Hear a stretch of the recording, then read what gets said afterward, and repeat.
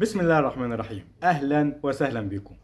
طبعا النهارده هتكلم على المهاجم اللي هيكون في الاهلي في يناير القادم وصفقة عمر كمال عبد الواحد.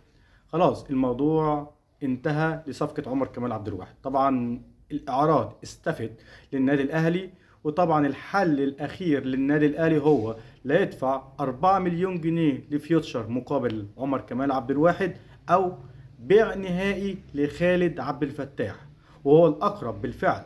خالد عبد الفتاح بيع نهائي لنادي مودرن فيوتشر.